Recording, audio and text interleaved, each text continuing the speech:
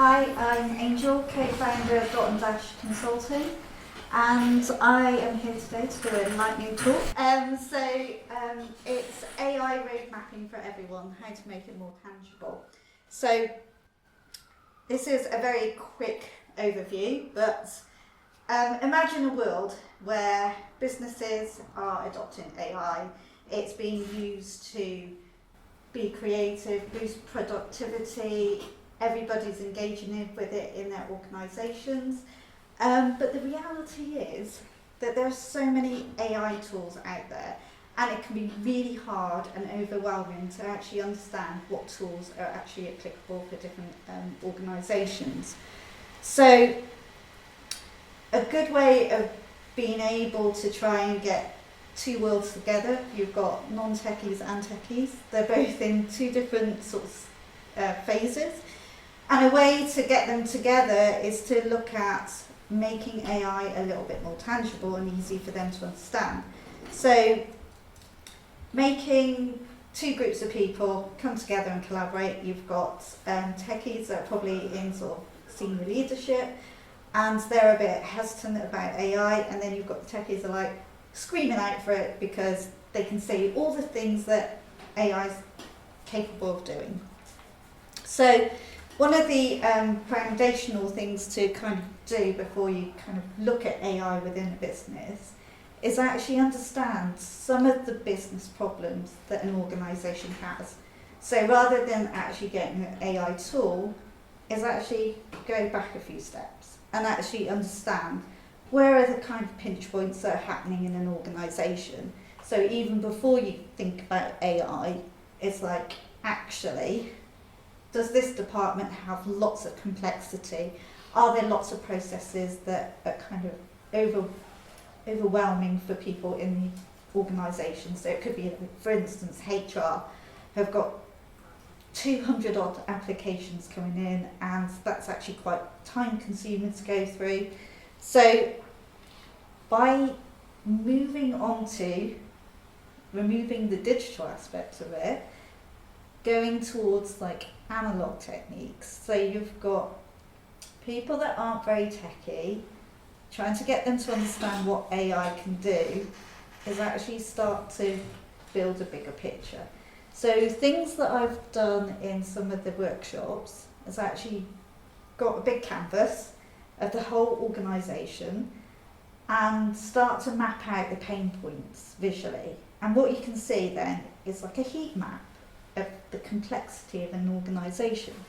So using some of these analog techniques, like using, I use like AI cards, because it's really hard to imagine what AI can do beyond ChatGPT and generative AI.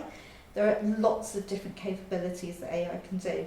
So I use cards that are very easy for people to understand. So on the back of them, there are like some use cases of what AI is currently being used for, and it breaks down some of the jargon as well. So bringing together two teams of like techie and non-techie in a room where you've got a heat map of the actual organisation, you can actually start to plot these things out and start to match some of the AI capabilities to some of these steps.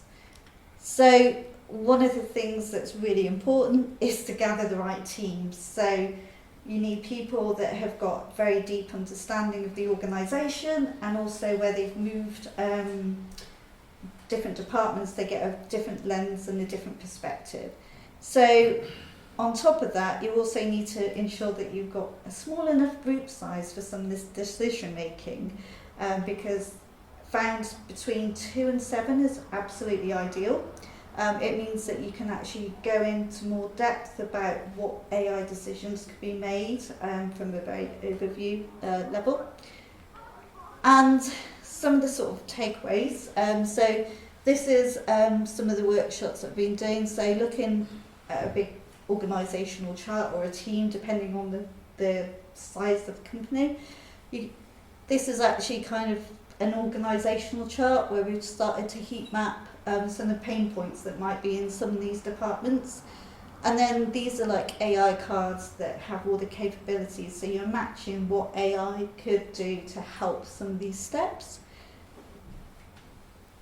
And because you're taking a holistic view, some things might be really ripe for AI, and other things actually is just a plain process improvement. So there might be some processes where you actually need humans doing things and not AI. So having a big, huge bit of paper with all that planned out is a really good way. And this is like a process here that's a storyboard. And what we've been doing is like mapping out some of the steps with all the capabilities underneath each of these steps there. And also using some of the analogue techniques, the Lego model there represents some of the fears that the organisation has about adopting AI, and being able to tangibly sort of rotate the model around and actually see what people's fears are is actually very useful. And these are some of the cards that I use, and that's matching up some of the data resources, some of the ethics to consider in actually bringing together solutions for the company. So that's me trying to work out a name for the AI solution that we were working on there for a campus. And that is the end of my lightning talk. So thank you very much.